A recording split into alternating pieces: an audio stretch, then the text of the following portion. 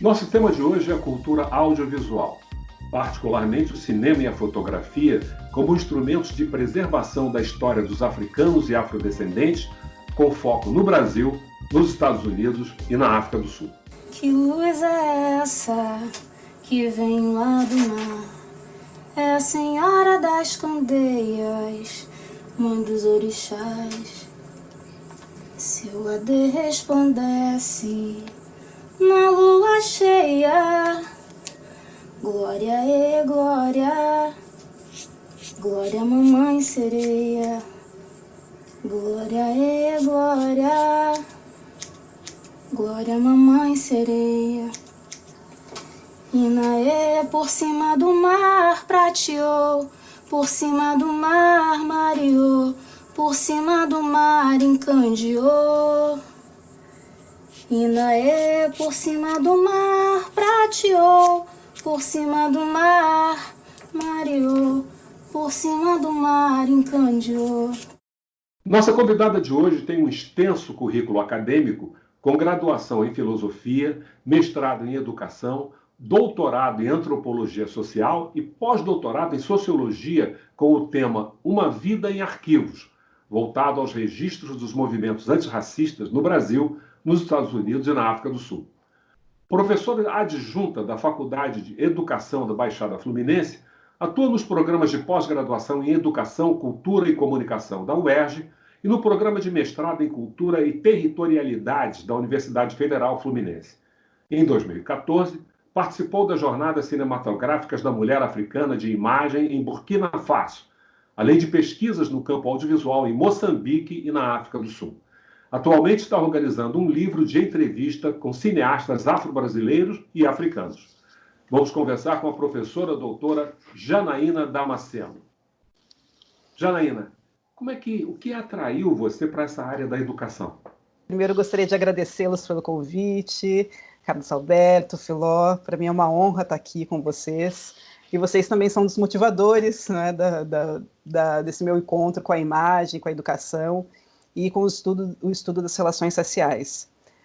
Eu queria também começar prestando uma homenagem à dona Chica Xavier, nossa agora bem lembrada, nossa mais velha, que foi extremamente importante para a história do audiovisual brasileiro, para a história da TV brasileira, e inspirou gerações e gerações de jovens negros, de pessoas negras, não é, com o sorriso que ela tinha em cada novela, em cada imagem, em cada filme que ela fez. Não é? Então, gostaria... E nós a conhecemos pessoalmente. Ela era assim também, pessoalmente. Ai, que maravilha. Né? Aquele sorriso lindo, forte, doce. Então, gostaria de lembrar dela nesse momento que é triste para todos nós, né?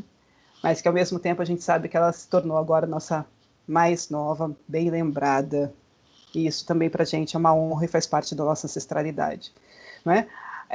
Dona Chica Xavier agora também faz parte dessa memória audiovisual que a gente tem, né, da existência negra do Brasil. Ela faz parte dessa inscrição de imagem, né, do negro na TV brasileira e no audiovisual brasileiro.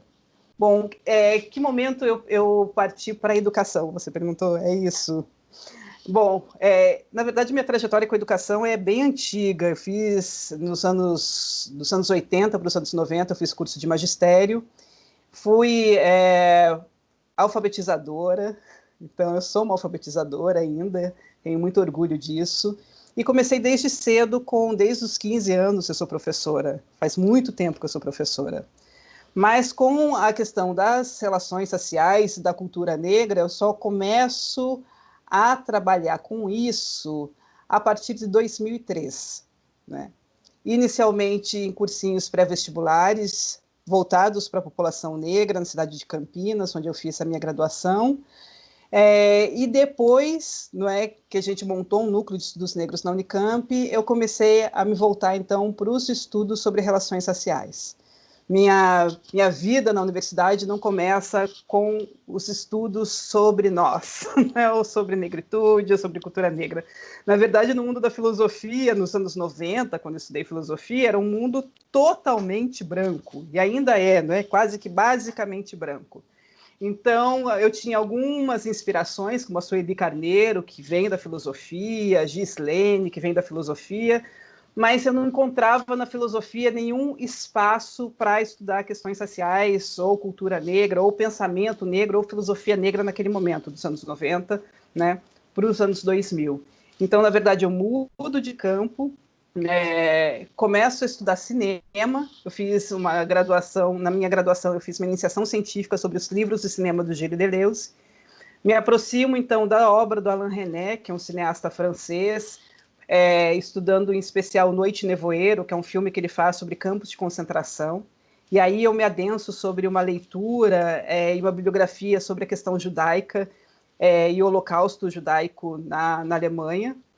E é depois disso que eu vou me aproximar dos estudos sobre o negro. Então, veja o percurso que eu faço, né? Não é um percurso direto. Eu faço um percurso que sai do mundo do pensamento muito ocidental, vai estudar as questões do holocausto judaico, e aí, depois disso, é que eu vou me aproximando do campo das relações raciais no Brasil, em especial da questão do negro no Brasil, e vou trabalhar com isso, e vou ser professora de cultura de audiovisual, né?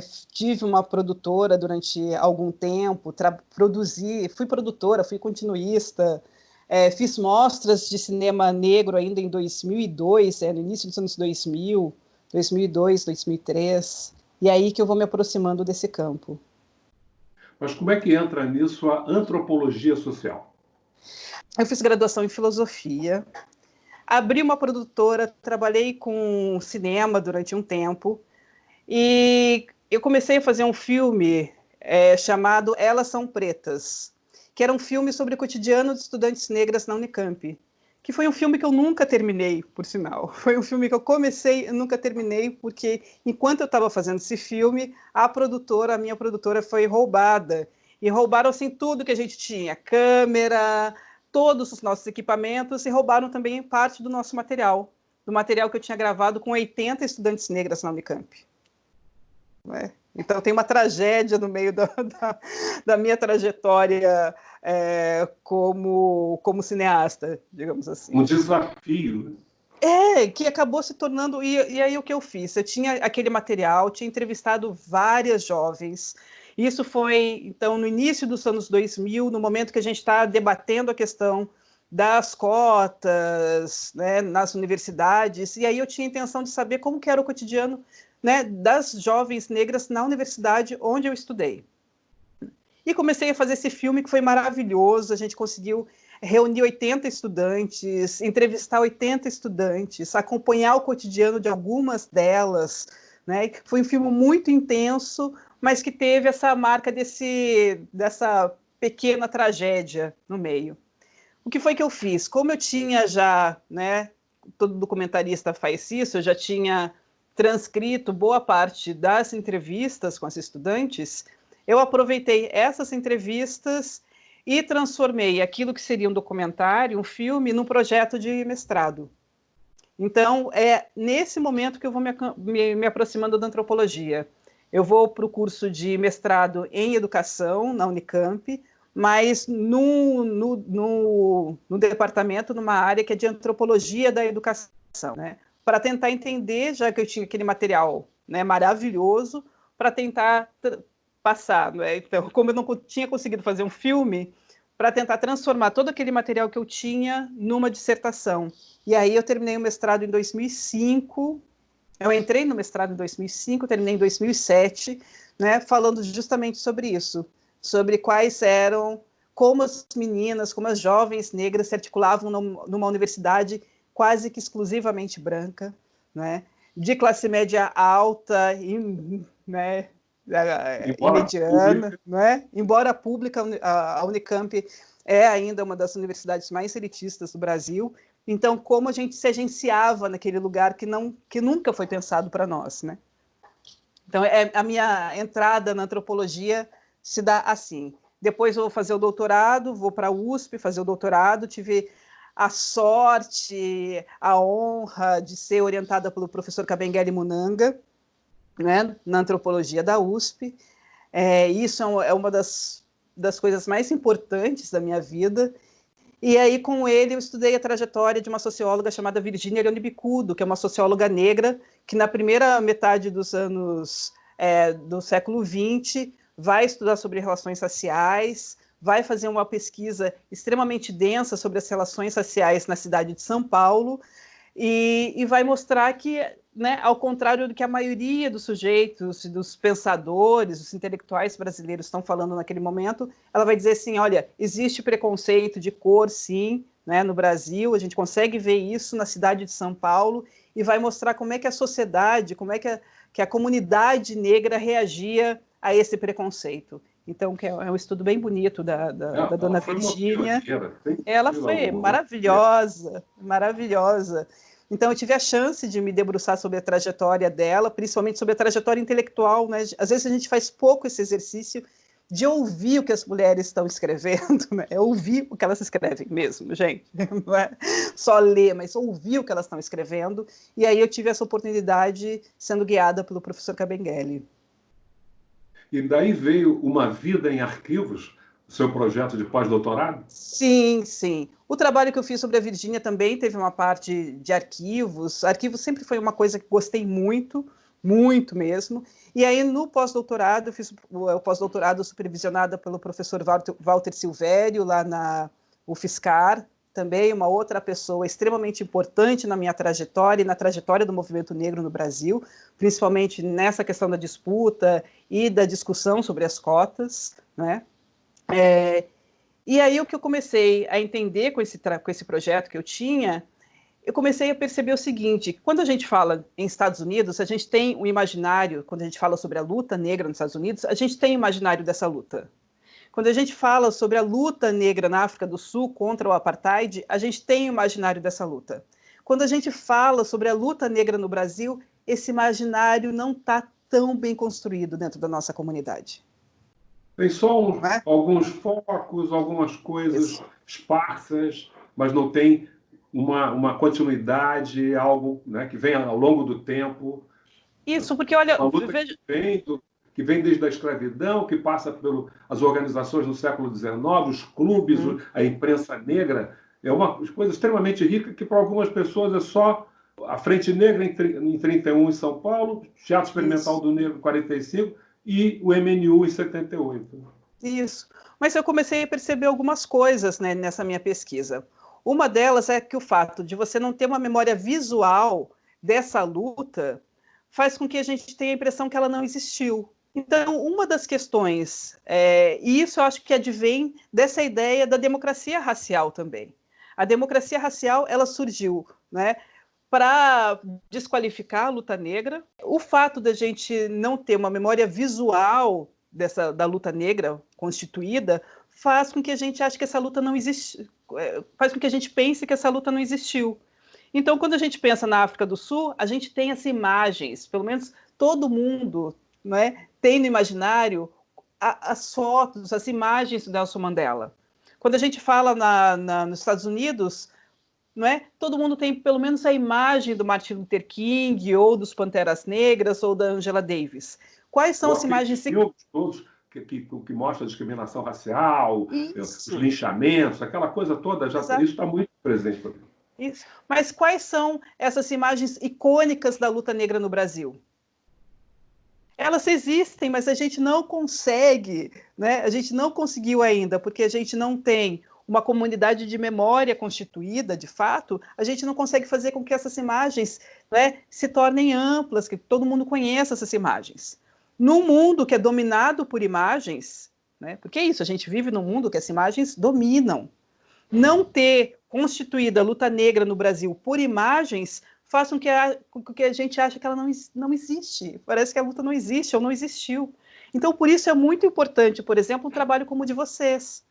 Porque, não é, eles abastecem o nosso imaginário sobre a luta negra. A gente começa a dar rosto, e é importante. A Isildinha Batista tem um trabalho bonito sobre rostidade. É importante a gente dar rosto e nome para a luta. Você teve uma passagem pela Universidade Federal de São Carlos, que ali parece uma espécie de celeiro de intelectuais e militantes negros. Nós vamos fazer uma pausa agora, breve, e em seguida voltaremos a partir dessa sua experiência da Universidade de São Carlos e ampliando aí para esse monte de coisas que você tem feito nessa área.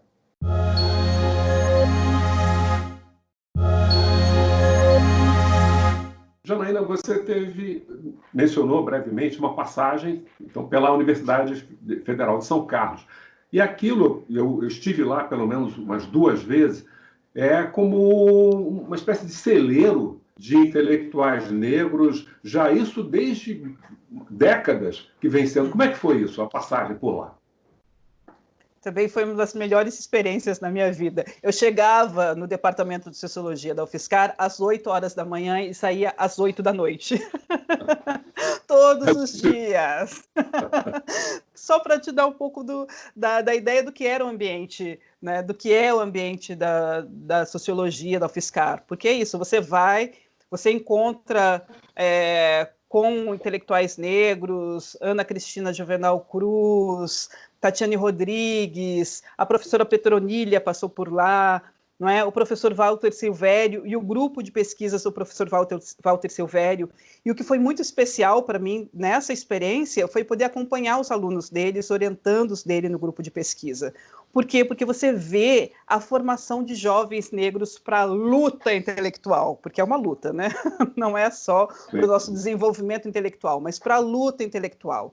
Então, pude participar da banca do Davidson Necose, por exemplo, que eu acho que hoje é um dos nossos principais intelectuais jovens, hoje já é professor universitário, e de tantas outras pessoas que estavam ali ao redor do professor Walter Silvério, que formam um clã, né?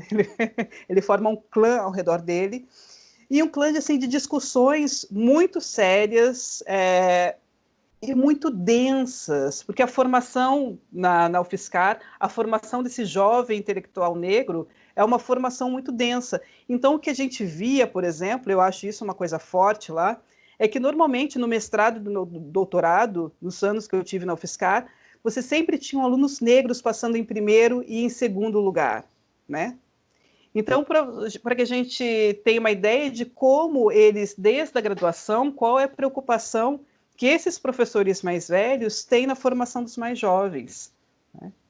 Então, você tem realmente um grupo de elite sendo formado, não gosto muito da palavra elite, mas vou usar aqui, nesse momento, né, de pensamento ali. E eu tive a oportunidade de participar de alguns debates para a confecção do História Geral da África. Tem até aqui atrás de mim, né, o História Geral da África. O professor Walter é um dos coordenadores... Sim, olha, está tudo ali. E o professor Walter é uma das pessoas... Então, tinha que fazer esse intervalo, porque nós, nossa equipe com o Filó e tal, nós uma entrevista no Senegal com José Kizerbo. Essa eu ainda não vi. Para recuperar no site do CUT. Essa eu ainda não vi, eu já vi várias coisas, mas essa eu ainda tenho que ver. Uau! E aí também, então, ver o fluxo de intelectuais negros, africanos e da diáspora debatendo como seria a criação desse novo fascículo do História Geral da África. Então, isso também foi bastante importante, né? Então, só para falar um pouquinho da minha trajetória, foi na UFSCar, ela realmente foi importante para que eu me reconheça, inclusive, como uma intelectual hoje. Agora, como é que você chegou a esse campo da comparação entre Brasil, Estados Unidos e África do Sul? Tem vários estudos a respeito disso, mas qual a importância dessa comparação, dessa abordagem que reúne esses países, que tem tantas diferenças, mas tantas semelhanças também? Qual a importância para você? Primeiro, porque eu acho que a gente tem que fazer... Eu trabalho no campo visual, né? Então, da cultura visual. Para mim, isso é importante, fazer essas comparações do ponto de vista visual. Mas eu acho importante a gente ter uma dimensão da história, e hoje foi um dia bastante especial também. Eu acompanhei a discussão de 3 intelectuais e militantes africanas e a Vilma Reis, com a Vilma Reis, hoje à tarde, e eu fiquei pensando que foi uma coisa extraordinária, né? E eu fiquei pensando no quanto a gente desconhece uma história mais global da negritude. E isso para a gente é uma falta imensa. Por quê? Porque a gente não consegue aprender, né, com os países africanos. Vários problemas que a gente tem hoje, e não só do ponto de vista da questão racial no Brasil, né, mas do ponto de vista da sociedade brasileira. Vários problemas que a gente tem hoje, se a gente olhasse para os países africanos, a gente conseguiria resolver de outra forma, né? Então, eu acho que tem uma fissura nessa compreensão de uma história geral do negro no mundo, e que a gente tem que reconstituir essa história para a gente conseguir entender qual é de fato o nosso papel, né, para a construção de um mundo novo. Porque se a gente fica pensando apenas na história do Brasil, e eu sei que é muita coisa pensar na história do negro no Brasil, mas se a gente pensar apenas nessa história do negro no Brasil, a gente não consegue ter as nuances, todas as nuances possíveis, né, do modo como a gente pode construir um mundo novo a partir das nossas especificidades. E não dá para a gente construir um mundo novo se não for um mundo em irmandade com o resto da diáspora negra, né, e com a africanidade. Não tem como a gente construir isso. Porque a gente veio... Pode falar. Porque a gente compartilha de uma ancestralidade. E quando eu penso nessa questão da imagem, né, que é o que eu estudo hoje, eu penso nessa imagem também como uma possibilidade de a gente compartilhar essa ancestralidade. Porque o que vocês estão fazendo quando vocês... né, o trabalho que vocês fizeram nos anos 80 com a cor da pele, o trabalho que vocês fazem hoje também é uma forma, eu acho que eu até comentei na live que vocês fizeram, né, que vocês são griots da nossa memória visual, é uma forma de dar corpo à nossa ancestralidade. É isso. E essa ancestralidade não é única, não está só no Brasil, ela é global. Eu falo global porque a gente está em todos os lugares no mundo. Isso é muito poderoso. Se a gente não reconstitui, né, essa nossa ancestralidade, inclusive em termos visuais, a gente não vai conseguir dar o passo para frente. O Festival de Cinema de Burkina Faso é uma referência para os cineastas de origem africana de várias nacionalidades. Mas eu queria saber como é que foram especificamente as jornadas cinematográficas da mulher africana, que você compareceu naquele país. Eu fui para a jornada junto com a Janaína Oliveira, que é hoje a principal referência no Brasil de estudos sobre cinema africano, e uma das principais referências no mundo sobre os estudos de cinema africano hoje, né?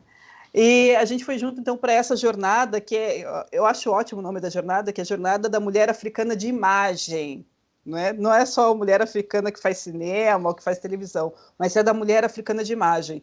E para a gente foi muito forte, né, essa participação. Primeiro porque você vê que a inserção da mulher burkinabé, né, dentro do mundo da imagem é muito forte, muito grande. Inclusive, na TV burkinabé você tem, não vou dizer cotas, mas você tem um mínimo de mulheres que devem participar da produção da TV, né? Isso é muito forte, principalmente quando a gente vê que em alguns países africanos, né, a produção de cinema local é muito mais consumida que a produção de cinema, que a produção do cinema americano, por exemplo. Em Burkina Faso, né, a produção local é muito mais consumida. Claro que ainda existem problemas estruturais da condição da mulher, né, no cinema, na televisão, mas mesmo assim é muito interessante a gente ver como elas estão gerindo essa participação, né, no mundo cinematográfico.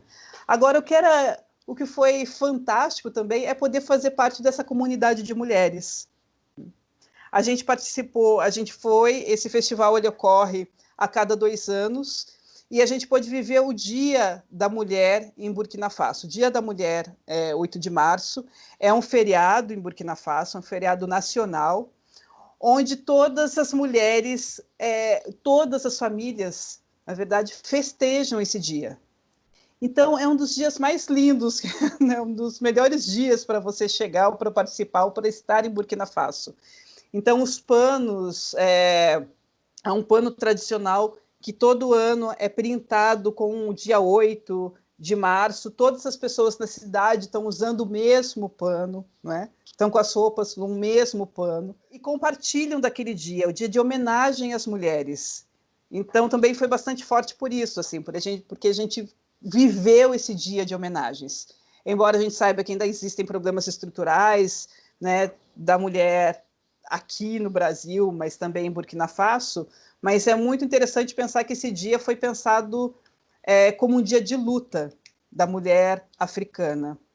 E quanto à memória, eu acho que uma coisa que é importante a gente pensar é que a memória é uma proteção, né? A nossa memória é uma proteção. Tem um trabalho da Rosana Paulino muito bonito, chamado Parede da Memória, que é um trabalho onde ela coloca vários patuás, né, com impressões, com fotos de pessoas negras, pendurados numa parede. São mais de 1.000 fotografias impressas num patuá que fica numa parede. E isso é muito forte, porque a ideia do patuá como um amuleto é também a ideia de um patuá como uma proteção. Então, essa parede da memória dá esse significado de que a memória nos protege, né? Só a memória nos protege.